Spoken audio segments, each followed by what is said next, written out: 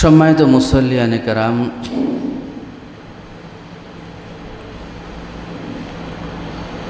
আজকে জিলকদ মাসের 19 তারিখ। এই তো আর কিছুদিন পরে জিলহিজ্জাহ বা জিলহজ মাস প্রবেশ করবে ইনশাআল্লাহ। আমরা জানি এই জিলহজ মাসের 10 তারিখ ঈদুল আজহা। ঈদুল আজহার সাথে সম্পৃক্ত কুরবানি এবং এই জিলহিজ্জা মাসে বিশেষ কিছু আমলের মধ্যে একটা আমল হচ্ছে হজ কুরবানি। মোহতারাম হাজরিন, আমরা হজের বিষয়ে আলোচনা শুনেছি, কুরবানির বিষয়ে ইনশাল্লাহ সামনে আলোচনা শুনব। তো কুরবানি এবং হজের আলোচনার মধ্যে ইব্রাহিম আলাইহিস সালাতু ওয়াস সালামের আলোচনা আসে। যে ঘরকে কেন্দ্র করে আমরা হজ করি, কাবাগর, যে কাবাগরকে পুনর্নির্মাণ করেন ইব্রাহিম আলাইহিস সালাম এবং ইসমাইল আলাইহিস সালাম, বাবা বেটা দুইজন মিলে। তো মক্কা মদিনার আলোচনা, হজ এবং কুরবানির আলোচনার মধ্যে ইব্রাহিম আলাইহিস সালাতু ওয়াস সালামের নামটা বিশেষভাবে স্মরণীয় হয়ে থাকে। তো আজকে আলোচনার বিষয়বস্তু ইব্রাহিম আলাইহিস সালাতু ওয়াস সালামের সংগ্রামী জীবন। ইব্রাহিম আলাইহিস সালাতু ওয়াস সালামের সংগ্রামী জীবন সম্পর্কে আজকে সংক্ষিপ্তভাবে আলোচনা করার চেষ্টা করব ইনশাআল্লাহ। মুহতারাম হাজরিন, ইব্রাহিম আলাইহিস সালাতু ওয়াস সালাম খলিলুল্লাহ, আল্লাহ তাআলার বন্ধু যিনি ছিলেন, আল্লাহ যাকে বন্ধু হিসেবে নির্বাচন করেছেন, আল্লাহর বন্ধু, জলিলুল কদর একজন নবী ছিলেন। তো ইব্রাহিম আলাইহিস সালাতু ওয়াস সালামকে যে আল্লাহ তাআলা বন্ধুরূপে গ্রহণ করেছেন, খলিলুল্লাহ উপাধি যে দিয়েছেন, এটা এমনে এমনে দেন নাই। অনেক পরীক্ষা নিরীক্ষা করে এরপরে এই উপাধি আল্লাহ পাক রব্বুল আলামিন দান করেছেন। ইব্রাহিম আলাইহিস সালাতু ওয়াস সালামকে আল্লাহ তাআলা বিভিন্নভাবে পরীক্ষা করেছেন। মুহতারাম হাজরিন, ইব্রাহিম আলাইহিস সালাতু ওয়াস সালাম আল্লাহকে পাওয়ার জন্য নিজের জীবনের সর্বস্ব উজাড় করে দিয়েছিলেন। তিনি প্রতিটা মুহূর্তে খুদা প্রেমের নজরানায় তিনি পেশ করে গেছেন। মুহতারাম হাজরিন, জীবনের প্রতিটি ধাপে ধাপে তিনি আল্লাহর পক্ষ থেকে নতুন নতুন পরীক্ষার সম্মুখীন তিনি হয়েছিলেন এবং প্রতিটা পরীক্ষা তিনি সফলভাবে প্রতিটা পরীক্ষায় উত্তীর্ণ হয়েছিলেন।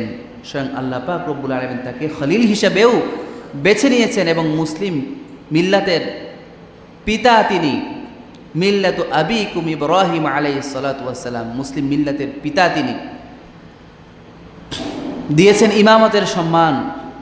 এমনকি তার শরীয়তের মধ্যে যে আনিত বিষয়গুলো আছে, বিধিবিধান, কিছু কিছু বিধান কিয়ামত পর্যন্ত আল্লাহ পাক রব্বুল আলামিন জারি রাখবেন।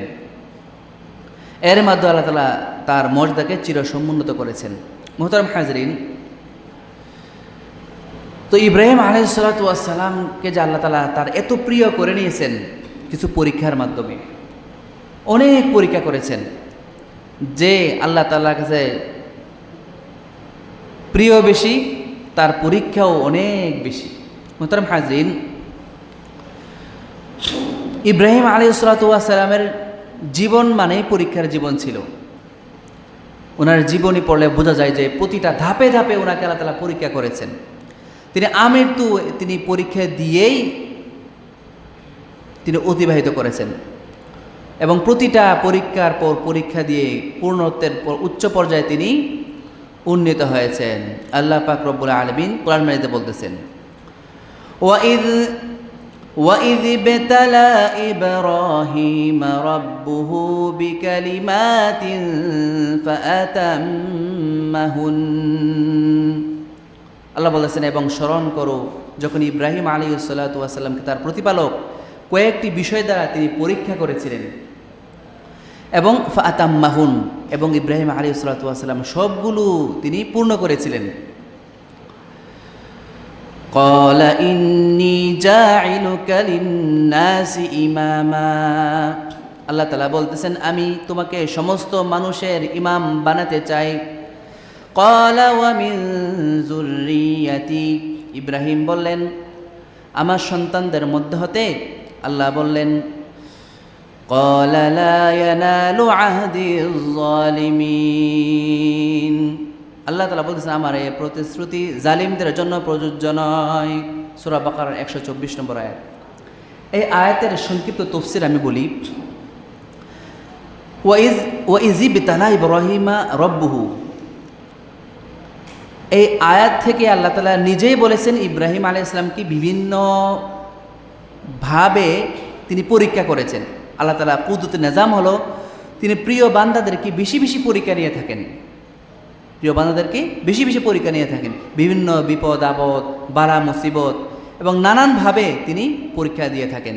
নবী আলাইহিস সালাতু ওয়াস সালাম থেকে একটা হাদিস আছে যে সাদ ইবনে আবি ওয়াক্কাস নবীর একজন সাহাবী, তিনি নবীকে জিজ্ঞেস করতেছেন কুলতু ইয়া রাসূলুল্লাহ আইয়ুন নাসি আশাদ্দু বালাআন,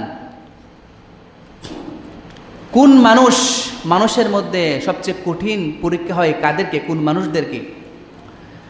নবী করিম সাল্লাল্লাহু আলাইহি ওয়াসাল্লাম বলতেছেন ক্বাল আল আম্বিয়া সুম্মাল আমসাল ফাল আমসাল, সবচেয়ে বেশি পরীক্ষা করা হয় নবীগণদেরকে।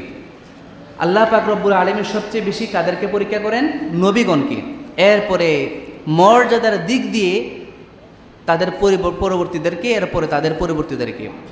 মুহতারাম হাজরিন, ইব্রাহিম আলাইহিস সালাতু ওয়াস সালামের পরীক্ষা যে ছিল এর সংক্ষিপ্ত বিবরণী। মুহতারাম হাজরিন, ইব্রাহিম আলাইহিস সালাতু ওয়াস সালামকে আল্লাহ তাআলা যে যে বিষয়গুলোতে পরীক্ষা করেছিলেন এর মধ্যে এক নম্বর হচ্ছে নিজের পিতা এবং সমাজের শিরক প্রেমী লোকজন এবং নমরুদ কর্তৃক যে নির্যাতন, এই বিষয়ে আল্লাহ পাক রব্বুল আলামিন ইব্রাহিম আলাইহিস সালাতু ওয়াস সালামকে কি করেছিলেন? পরীক্ষা করেছিলেন। মূলত ইব্রাহিম আলাইহিস সালাতু ওয়াস সালামের জন্ম হয় ইরাকের বাবেল শহরে নমরুদের শাসনামলে। আমরা মনে রাখবো ইরাকের বাবেল শহরে নমরুদের শাসনামলে ইব্রাহিম আলাইহিস সালাতু ওয়াস সালামের জন্ম হয়। ইব্রাহিম আলাইহিস সালাতু ওয়াস সালামের জন্মের আগে থেকেই ইব্রাহিম আলাইহিস সালাতু ওয়াস সালাম যেন পৃথিবীতে না আসতে পারেন এই জন্য বড় বড় ষড়যন্ত্র চলতেছিল। তাকে জ্যোতিষীবিদরা ভবিষ্যৎবাণী করেছিল নমরুদকে যে এই রাজ্যে এমন একজন শিশু জন্মগ্রহণ করবে যে তার ক্ষমতাকে, এই নমরুদের ক্ষমতাকে চিরতরে ধ্বংস করে দিবে। তো তখন থেকে আল্লাহ পাক রব্বুল আলামিন, তখন থেকে নমরুদ তার রাজ্যের সকল ছেলে শিশু তারা জন্মগ্রহণ করত, তাদেরকে হত্যা করে ফেলত। শত শত হাজার হাজার সন্তানদেরকে নির্বিচারে নির্দয়ভাবে হত্যা করেছিল এই নমরুদ। মোহতারাম হাজরিন, কিন্তু একটা কথা আছে না, রাখে আল্লাহ মারে কে, রাখে আল্লাহ মারে কে। ঠিক আছে দোয়া করে দিন। তো যেটা বলতেছিলাম, আল্লাহ তাআলা যাকে রাখেন তাকে মারার কিন্তু কেউ নাই। মোহতারাম হাজরিন, নমরুদের প্রধান বিশ্বস্ত একজন ব্যক্তির ঘরের মধ্যেই ইব্রাহিম আলাইহিস সালাতু ওয়াস সালামের জন্ম আল্লাহ তাআলা দিয়ে দিয়েছেন, দুনিয়াতে আল্লাহ তাআলা পাঠিয়ে দিলেন। বহু উচরায়ের পেরিয়ে ইব্রাহিম আলাইহিস সালাতু ওয়াস সালাম যখন কিছুটা বুদ্ধিসম্পন্ন তিনি যখন হইলেন, তখন তিনি সমাজের বিভিন্ন কার্যকলাপ তিনি দেখে ওনাকে ভাবিয়ে তুলল। তিনি দেখতেছেন যে একদিকে মানুষ মূর্তি পূজা করতেছে, অন্যদিকে অনেকে চন্দ্র তারকা সূর্যের পূজা করতেছে, কেউ গাছ পাথরের পূজায় লিপ্ত। এমনকি ইব্রাহিম আলাইহিস সালাতু ওয়াস সালামের পিতা আজরও ছিল একজন মূর্তি পূজারী এবং মূর্তির ব্যবসায়ী। শুধু মূর্তি পূজারী নয়, বড় মূর্তির পূজারী এবং মূর্তির ব্যবসায়ীও ছিলেন। তো ইব্রাহিম আলাইহিস সালামের বাবা নিজ হাতে মূর্তি বানিয়ে তিনি বিক্রি করত। তো ইব্রাহিম আলাইহিস সালাতু ওয়াস সালাম এগুলো দেখে খুবই পেরেশান হয়ে গেলেন। তিনি কাল বিলম্ব না করে নিজের ঘর থেকে দাওয়াতি কার্যক্রম তিনি শুরু করে দেন। প্রথমে নিজ পিতাকে তিনি বাধা দেওয়া শুরু করেন। কোরআন মাজিদে এই আয়াত আছে কিভাবে বাধা দিয়েছেন। আল্লাহ পাক রব্বুল আলামিন বলতেছেন, وَإِذْ قَالَ إِبْرَاهِيمُ لِأَبِيهِ آزَرَ أَتَتَّخِذُ أَصْنَامًا آلِهَةً إِنِّي أَرَاكَ وَقَوْمَكَ فِي ضَلَالٍ مُبِينٍ। সূরা আনআমের ৭৪ নম্বর আয়াতে আল্লাহ তাআলা বলতেছেন, স্মরণ করেন ওই সময়ের কথা, ক্বালা ইব্রাহিমু লিআবিহি আযার, যখন ইব্রাহিম তার পিতা আযারকে যখন বলেছিল, আতাত্তাখিযু আসনামান আলিহা, আপনি কি মূর্তিকে খোদা মানেন? আমি তো দেখছি ইন্নী আরাকা ওয়া কওমাকা ফি যালালিম মুবিন, আমি আপনাকে এবং আপনার জাতিকে দেখতেছি স্পষ্ট ভুলের মধ্যে আপনারা আছেন। ইব্রাহিম আলাইহিস সালাতু ওয়াস সালাম তার বাবাকে দাওয়াত দিতে শুরু করলেন। ইব্রাহিম আলাইহিস সালাতু ওয়াস সালাম তার বাবাকে বিভিন্নভাবে বোঝানোর চেষ্টা করেন। কোরআন শরীফে এগুলো আয়াত হিসেবে আল্লাহ তাআলা নাজিল করেছেন। আল্লাহ তাআলা কোরআন মাজিদে বলতেছেন, সূরা মরিয়মের ৪২ থেকে ৪৪ নম্বর আয়াত পর্যন্ত, إذ قال لأبيه يا أبت لم تعبد ما لا يسمع ولا يبصر ولا يغني عنك شيئا يا أبت إني قد جاءني من العلم ما لم يأتك فاتبعني أهدك صراطا سويا يا أبت لا تعبد الشيطان إن الشيطان كان للرحمن عصيا। ইব্রাহিম আলাইহিস সালাতু ওয়াস সালাম তার বাবাকে বলতেছেন, ইয়া আবাতি লিমা তা'বুদু মা লা ইয়াসমা'ু ওয়া লা ইউবসিরু ওয়া লা ইউগনি আনকা শাইআ, হে আমার বাবা, আপনি কেন ইবাদত করেন, কেন পূজা করেন,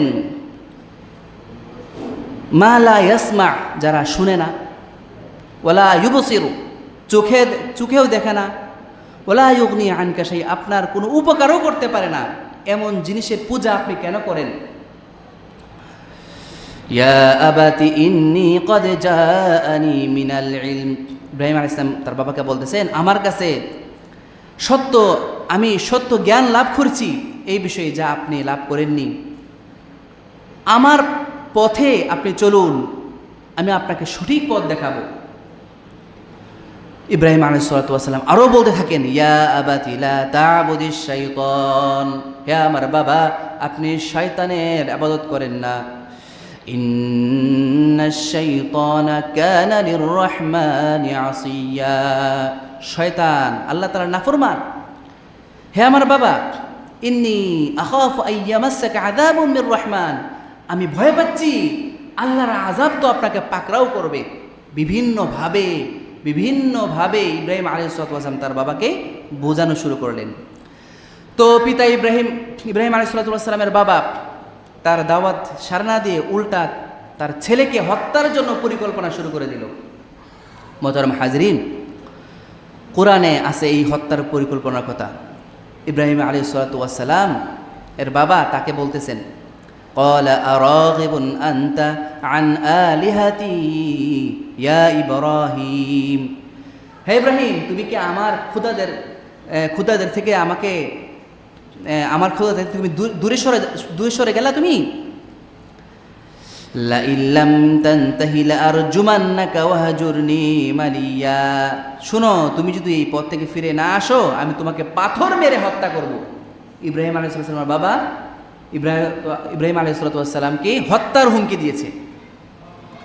তো এক পর্যায়ে ইব্রাহিম আলাইহিস সালাম বিভিন্ন পরিস্থিতির যখন শিকার হলেন, তখন ভয়াবহ প্রতিকূল অবস্থায় তিনি ওনার বাবার কাছ থেকে চলে গেলেন। কি বলে চলে গেলেন? এটাও কোরআন মাজিদে সুন্দরভাবে আল্লাহ তাআলা আয়াত হিসেবে নাজিল করেছেন। ক্বালা সালামুন আলাইকা সাআস্তাগফিরু লাকা রাব্বি ইন্নাহু কানা বি হাফিয়া, ইব্রাহিম আলাইহিস সালাম তার বাবাকে বলতেছেন যে বিদায়, সালাম, আপনার উপর শান্তি বর্ষিত হোক। আমি আমার প্রতিপালকের নিকট, আল্লাহর নিকট আমি আপনার জন্য ক্ষমা চাইব, ক্ষমা প্রার্থনা করব, আমি চলে যাই। বিদায় নিয়ে ইব্রাহিম আলাইহিস সালাম তিনি চলে গেলেন। তো তিনি ঘর থেকে বের হয়ে তিনি বাবেলবাসীকে, এলাকার নাম কি বলছিলাম মনে আছে তো, বাবেলবাসীকে তিনি আল্লাহর দিকে আহ্বান জানানো শুরু করে দিলেন। তিনি বলতেছেন, তিনি দেখতেছেন যে লোকেরা চাঁদের পূজা করে, সূর্যের পূজা করে, নক্ষত্রের পূজা করে। তো তারা মনে করে এগুলো শক্তিশালী দেবতা। তিনি তাদেরকে বিভিন্ন যুক্তি দিয়ে বোঝাতে শুরু করলেন। সর্বপ্রথম ইব্রাহিম আলাইহিস সালাম, উনাকে আল্লাহ তাআলা এই সিস্টেমে বুঝ দান করেছিলেন। দেখেন কিভাবে কুরআন মাজিদে আল্লাহ পাক রব্বুল আলামিন সূরা আনআমের 72 থেকে 79 নম্বর আয়াত পর্যন্ত আল্লাহ তাআলা বলতেছেন, ফালাম্মা জান্না আলাইহিল লাইলু রাআ কাওকাবা, যখন রাত হইল ইব্রাহিম আলাইহিস সালাম দেখলেন রাআ কাওকাবা, তারকার দিকে তাকিয়ে দেখলেন। ক্বাল হাযা রাব্বি, তিনি বলছেন এটা তো আমার রব। আল্লাহ তাআলা দেখেন আস্তে আস্তে কিরকম ভাবে ইব্রাহিম আলাইহিস সালামকে বুঝদান করলেন। ফালাম্মা আফালা ক্বাল লা উহিব্বুল আফিলিন, ওই চাঁদ যখন ডুবে যায় তখন ইব্রাহিম আলাইহিস সালাম বলতেছেন আমি ডুবে যাওয়াকে পছন্দ করি না। ফালাম্মা রাআল কমারা, যখন তারকা ডুবে যায়, ডুবে যাওয়াকে তিনি পছন্দ করেন না। দিন হইলে কি তারকা দেখা যায় বলেন? দেখা যায় না। দিন যখন হইল তারকা চলে গেল। এরপর ইব্রাহিম আলাইহিস সালাম যখন দেখলেন চাঁদকে, ফালাম্মা রাআল কমার, যখন তিনি চাঁদকে দেখতে পেলেন, ফালাম্মা রাআল কমারা বাযিগান ক্বাল হাযা রাব্বি, তিনি যখন চাঁদকে দেখতে পেলেন তখন তিনি মনে করলেন এটা তো আমার রব। ফালাম্মা আফালা ক্বালা লা ইল্লাম ইয়াহদিনি রাব্বি লাকুনান্না মিনাল কওমিদ দাল্লিন, এই চাঁদ যখন ডুবে গেল তখন তিনি বলতেছেন যে আমার রব যদি আমাকে হেদায়েত না দেয় তাহলে তো আমি পথভ্রষ্ট হয়ে যাব। যখন দিন হইল ফালাম্মা রাআশ শামসা বাযিগাতান ক্বালা হাযা রাব্বি হাযা আকবার, যখন সূর্য উঠল, দিন হইল, ইব্রাহিম আলাইহিস সালাম সূর্যের দিকে তাকিয়ে বলতেছেন এটা তো আমার রব, এটা তো সবচেয়ে বড় রব। ফালাম্মা আফালাত ক্বালা ইয়া কওমি ইন্নী বারিউম মিম্মা তুশরিকুন, সূর্য যখন অস্ত হয়ে গেল, ডুবে গেল, তিনি বলতেছেন হে আমার কওম জাতি, তোমরা যে চন্দ্র, সূর্য এবং তারকার পূজা করো আমি এগুলা থেকে মুক্ত। ইব্রাহিম আলাইহিস সালাম নিজে বুঝলেন, নিজে সৃষ্টিকর্তাকে আল্লাহকে চিনলেন এবং জাতিকে বিভিন্নভাবে তিনি বুঝাতে শুরু করলেন যে এগুলোর পূজা তোমরা করিও না। তো ওই সময়ে নমরুদের শাসন আমলে নমরুদের কাছে এই সংবাদ পৌঁছল যে ইব্রাহিম নামক একজন লোক, একজন যুবক, সে এরকম কথা প্রচার করতেছে। তখন ইব্রাহিম আলাইহিস সালামকে ডাকলো নমরুদ। ইব্রাহিম আলাইহিস সালাম গেলেন। যাওয়ার পরে নমরুদ নিজেই ইব্রাহিম আলাইহিস সালামের সাথে তর্ক শুরু করে দিলেন। তিনি রাজপ্রাসাদে কর্মচারীদের সামনে ইব্রাহিম আলাইহিস সালামের সাথে যখন যুক্তি তর্ক শুরু করলো তখন সে চরমভাবে সে যুক্তিতে সে হেরে গেল।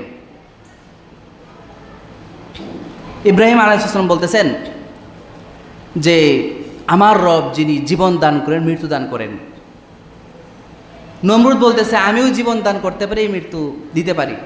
তখন কি করলো, একজন লোককে ডাকলো নমরুদ, কয়েকখানা থেকে একজন আসামিকে ডাকলো, ডাকার পরে তাকে হত্যা করলো, বলো যে আমি তাকে মৃত্যু দিলাম। এরপর আরেকজনকে ডাকলো, ডেকে বলতেছে আমি তাকে হত্যা করলাম, জীবন দান করে দিলাম। এই বিষয়ে কোরআন মাজিদে আল্লাহ পাক রব্বুল আলামিন সূরা বাকারার 258 নম্বর আয়াতে আল্লাহ পাক রব্বুল আলামিন বলতেছেন, আলাম তারা ইলাল্লাযী হাজ্জা ইব্রাহিম ফি রাব্বিহি আন আতাহুল্লাহুল মুলক। হে নবী, আপনি কি ওই ব্যক্তির অবস্থা চিন্তা করেছেন যে ইব্রাহিম আলাইহিস সালামের সাথে তর্কে লিপ্ত হয়েছিল আল্লাহ তাআলা তাকে রাজত্ব দান করার কারণে? ইয ক্বালা ইব্রাহিম রব্বিয়াল্লাযী ইউহয়ী ওয়া ইউমীত ক্বালা আনা উহয়ী ওয়া উমীত। ইব্রাহিম আলাইহিস সালাম বলতেছেন, রব্বিয়াল্লাযী ইউহয়ী ওয়া ইউমীত, আমার প্রতিপালক, আমার রব এমন একজন যিনি জীবন দান করেন এবং মৃত্যু দান করেন।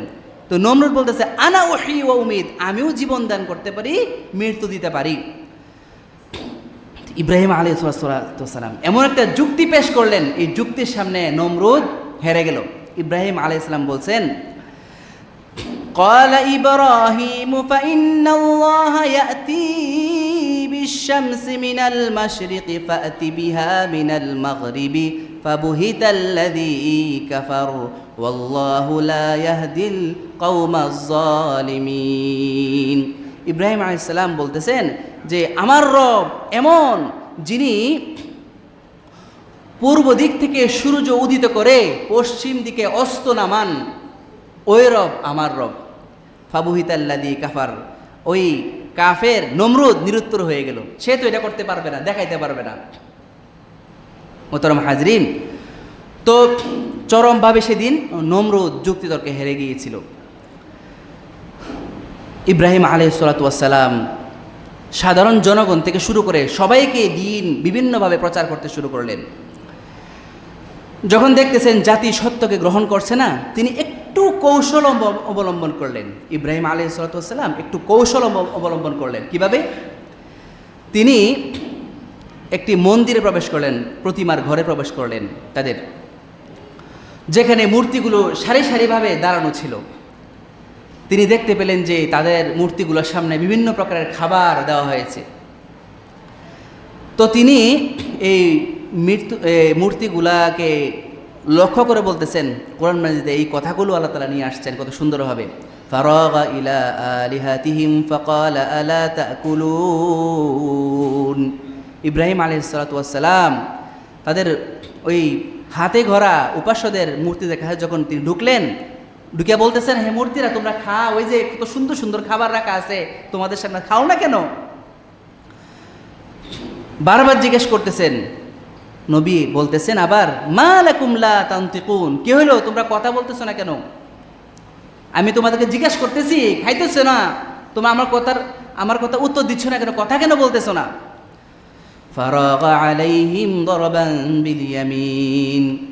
ইব্রাহিম আলাইহিস সালাম একটা কুড়াল নিয়ে তাদের উপরে ঝাঁপিয়ে পড়লেন। আঘাত করতে করতে সবগুলা মূর্তি তিনি ভেঙে ফেললেন। ভাঙ্গার পরে বড় যে মূর্তিটা আছে এই মূর্তিটা রেখে দিলেন। রেখে দেওয়ার পরে তিনি এই বড় মূর্তিটার কাঁধের মধ্যে কুড়ালটা ঝুলিয়ে রাখলেন। তো রেখে দিয়ে চলে আসলেন। আসার পরে ইব্রাহিম আলাইহিস সালাম চুপি সারে এই কাজটা করলেন। যখন তাদের ওই দিনটা ছিল, যখন তারা ওইখানে ছিল না, তাদের একটা অনুষ্ঠানের দিন ছিল, তাদের ঈদের দিন ধরেন, তারা সবাই চলে গেল, মেলায় চলে গেল। এই সুযোগে ইব্রাহিম আলাইহিস সালাম এই কাজটা করলেন। তো যখন তারা সবাই আসলো, কওমের লোকেরা আসলো, আসার পরে তারা সবাই মাথায় হাত দিল, হ্যাঁ রে আমাদের মাবুদদের সাথে এই কাজটা কে করলো? তো তারা বলতেছে যে, পরস্পরে বলতেছে যে ইব্রাহিম নামক একটা যুবক মূর্তিদের সমালোচনা করে, সে হয়তো এই কাজটা করছে। তো নেতারা সবাই রেগে ফেটে পড়লো। তো ইব্রাহিম আলাইহিস সালামকে আনা হইল, ডাইকা আনা হয়েছে। জিজ্ঞেস করতেছেন, কি জিজ্ঞেস করতেছেন? এটাও কোরআন মাজিদে সুন্দরভাবে আল্লাহ পাক রব্বুল আলামিন আয়াত হিসেবে নাজিল করে দিয়েছেন। قالوا أنت فعلت هذا بآلهتنا يا إبراهيم তারা বলতেছে, হে ইব্রাহিম, আমাদের মাবুদদের সাথে তুমি এই কাজটা কি তুমি করছো? قال بل فعله كبيرهم هذا فاسألوهم إن كانوا ينطقون। ইব্রাহিম আলাইহিস সালাম বলতেছেন, মনে হয় ওই দেখো না ছোটরা সবাই ছোটদেরকে সবাইকে ভেঙে ফেলছে, আর কুড়ালটা বড় মূর্তির কাঁধের মধ্যে লটকানো, হয়তো বড় মূর্তি রাগ হইয়া সবগুলাকে ভেঙ্গে সে বসে আছে, হয়তো সে এটা কাজটা করছে। ইব্রাহিম আলাইহিস সালাম কিন্তু হিকমত অবলম্বন করেছেন, কৌশল। তিনি কিন্তু বলেন নাই আমি এই কাজটা করি নাই, এটা কিন্তু তিনি বলেন নাই, খুব খেয়াল করবেন। তিনি বলতেছেন হয়তো, তোমরা চিন্তা করে দেখো, হয়তো সে কাজটা করছে। দেখেন উনি কিভাবে দাওয়াত দেওয়ার প্রস্তুতি নিচ্ছিলেন। তো ফাসআলুহুম, তোমরা সবাই ওই বড়টাকে জিজ্ঞাসা করো, তোমাদের তো ক্ষুধা, তোমরা তাদেরকে মাবুদ মানো, তোমরা ওই বড়টাকে জিজ্ঞাসা করো, ইন কানু ইয়ানতিকুন, তারা যদি কথাবার্তা বলতে পারে, জিজ্ঞাসা করো। ফারাজাউ ইলা আনফুসিহিম ফাকালু ইন্নাকুম আনতুমুজ জালিমুন। এই কথা শোনার পরে একজন আরেকজনকে বলতেছে, তারা তো কথা বলতে পারে না, তো বাস্তবেই তোমরাই সীমা লঙ্ঘনকারী। ওর কথা তো ঠিক আছে, পরস্পরে বলতেছে। সুম্মা নুকিসু আলা রুউসিহিম লাকাদ আলিমতা মা হাউলাই ইয়ানতিকুন। তো তারা এই কথা ইব্রাহিম আলাইহিস সালাম যখন তাদেরকে এই কথা বললেন, তারা জিজ্ঞাসা করো, তখন তাদের মস্তক মাথা অবনত হয়ে গেল। তো তারা বলতেছে, তারা তো কথা বলতে পারে না, তাদেরকে জিজ্ঞাসা কেমনে করবো? তারা তো কথা বলতে পারে না, জিজ্ঞাসা কেমনে করবো? ইব্রাহিম আলাইহিস সালাম বলতেছেন, এই তো সুযোগ দাওয়াতটা দেওয়ার, এই তো দাওয়াতটা দেওয়ার সুযোগ। ইব্রাহিম আলাইহিস সালাম বলতেছেন, قال أفتعبدون من دون الله ما لا ينفعكم شيئا ولا يضركم। ইব্রাহিম আলাইহিস সালাম বলতেছেন, তাহলে তোমরা আল্লাহ ছাড়া তাদের ইবাদত কেন করো, যারা কোনো উপকারেও আসে না এবং তোমাদের কোনো ক্ষতিও করতে পারে না, এমনকি তারা নিজেদেরকে বাঁচাইতে পর্যন্ত পারে না, তো তাদের ইবাদত কেন করো? মোহতরম হাজরিন, এভাবে ইব্রাহিম আলাইহিস সালাম তাদেরকে বিভিন্নভাবে তিনি বোঝাতে শুরু করলেন। শেষ চেষ্টা তিনি করে গেলেন, যত চেষ্টা করার প্রয়োজন ছিল শত চেষ্টা করার পরেও তারা কিছুতেই ঈমান আনলো না, বরং ইব্রাহিম আলাইহিস সালামের কাছে তারা বারবার পরাজিত হয়ে আরও ক্ষিপ্ত হওয়া শুরু করলো, তারা আরও ক্ষিপ্ত হয়ে উঠল। তো তারা পরামর্শ করলো, এই ইব্রাহিমকে বাঁচিয়ে রেখে কোনো লাভ নাই, তারা তাকে আগুনে পুড়ে ফেলার চক্রান্ত করতে লাগলো। আল্লাহ পাক রব্বুল আলামিন এই কথাটাও কুরআন মাজিদে উল্লেখ করেছেন, ক্বালু হাররিকুহু ওয়ানসুরু আলিহাতাকুম ইন কুনতুম ফাইলিন। তারা বলতেছে, হাররিকুহু, ইব্রাহিমকে জ্বালিয়ে দাও, ওয়ানসুরু আলিহাতাকুম, এবং তোমাদের এই জ্বালিয়ে দেওয়ার মাধ্যমে তোমাদের প্রভুদেরকে মাবুদদেরকে সাহায্য করো। তো যেই কথা সেই কাজ, ইব্রাহিম আলাইহিস সালামকে হত্যার জন্য বিশাল এই অগ্নিকুণ্ড তারা বানানোর পরে এইটা ছিল ইব্রাহিম আলাইহিস সালামের বড় একটা পরীক্ষা। আল্লাহ পাক রব্বুল আলামিন ইব্রাহিম আলাইহিস সালামকে পরীক্ষা করতেছিলেন, লক্ষ্য করতেছিলেন যে ইব্রাহিম আলাইহিস সালাম জীবন বাঁচানোর জন্য তিনি ঈমান ত্যাগ করেন নাকি, তো নিজের জীবনকে কুরবানি দিয়ে আল্লাহকে সন্তুষ্ট করেন নাকি ঈমান ছেড়ে দেন। ইব্রাহিম আলাইহিস সালাম তিনি প্রত্যেকটা পরীক্ষার বিজয়ী বীর ছিলেন তিনি। তো ইব্রাহিম আলাইহিস সালাম নিজের দ্বীনকে নিজের শত জীবন থেকেও ভালোবাসতেন। তো নমরুদের বাহিনী ইব্রাহিম আলাইহিস সালামকে গ্রেফতার করলো। গ্রেফতার করার পরে ওই আগুনের কাছে নিয়ে আসে। অনেক লম্বা কাহিনী, আগুনটা কীরকম বড় ছিল, অনেক অনেক লম্বা আলোচনা, অন্যদিন বলবো ইনশাআল্লাহ, সংক্ষিপ্তভাবে বলতেছি আমি। তখন ইব্রাহিম আলাইহিস সালাম চিন্তা করলেন যে এক চুল পরিমাণ তিনি কিন্তু বিচলিত হন নাই। তিনি চিন্তা করতেছেন, হায়াত মৌতের মালিক একমাত্র আল্লাহ তাআলা, আল্লাহ যদি না চান পৃথিবীর এমন কারো ক্ষমতা নাই ওনাকে ক্ষতি করার। তো শেষ পর্যন্ত ইব্রাহিম আলাইহিস সালাতু ওয়াস সালামকে আগুনের মধ্যে নিক্ষেপ করলো, কিন্তু আল্লাহর ফয়সালা ছিল ভিন্ন রকম। আল্লাহ পাক রব্বুল আলামিন আগুনকে আদেশ করলেন।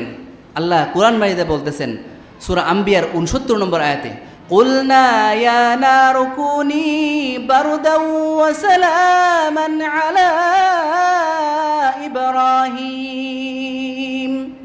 আল্লাহ পাক রব্বুল আলামিন বলতেছেন, হে আগুন, ইয়া নারু কুনি বারদাও ওয়া সালামা, তুমি সুশীতল এবং আরামদায়ক হয়ে যাও, আলা ইব্রাহিম, ইব্রাহিমের উপর, তুমি ইব্রাহিমের উপর তুমি সুশীতল এবং আরামদায়ক হয়ে যাও। তো এই কথা বলার পরে আগুন একটা চুল ইব্রাহিম আলাইহিস সালাতু ওয়াস সালামকে জ্বালাইলেন না। ইব্রাহিম আলাইহিস সালাতু ওয়াস সালাম এর জন্য আগুনটা আরামদায়ক হয়ে গেল, একটা পশমও ক্ষতি হলো না। তো ইব্রাহিম আলাইহিস সালাম বলতেন, আমার জীবনের সবচেয়ে আনন্দ এবং সবচেয়ে আরামদায়ক সময়গুলো ছিল ওই আগুনের ভিতরে যতদিন থেকেছিলাম ততদিন। তো ইব্রাহিম আলাইহিস সালাতু ওয়াস সালামকে যখন সচেষ্ট করেও তারা মারতে পারলো না, তখন সবাই আবারও ইব্রাহিম আলাইহিস সালাতু ওয়াস সালামের কাছে পরাজিত হয়ে গেল এবং ইব্রাহিম আলাইহিস সালাতু ওয়াস সালাম তাদের কাছে আবার প্রমাণ করে দিলেন তাদের দেবতারা অক্ষম, কতটুকু অক্ষম। মোহতারাম হাজরিন, এইভাবে ইব্রাহিম আলাইহিস সালাতু ওয়াস সালাম তাদেরকে বিভিন্নভাবে বুঝাইতে শুরু করলেন এবং আল্লাহ পাক রব্বুল আলামিন ইব্রাহিম আলাইহিস সালাতু ওয়াস সালামকেও বিভিন্নভাবে পরীক্ষা তিনি দেওয়া শুরু করলেন। তো এটা ছিল 2 নম্বর পরীক্ষা। এরকমভাবে 6টা পরীক্ষা দিয়েছেন ইব্রাহিম আলাইহিস সালাতু ওয়াস সালাম। তো ধারাবাহিকভাবে ইনশাআল্লাহ আজকে সময় যেহেতু শেষ, সামনের শুক্রবারে এই বাকি আলোচনা ইব্রাহিম আলাইহিস সালাতু ওয়াস সালামের সংগ্রামী জীবন পর্ব 1, আজকে 1 নম্বর পর্বের আলোচনা হইল।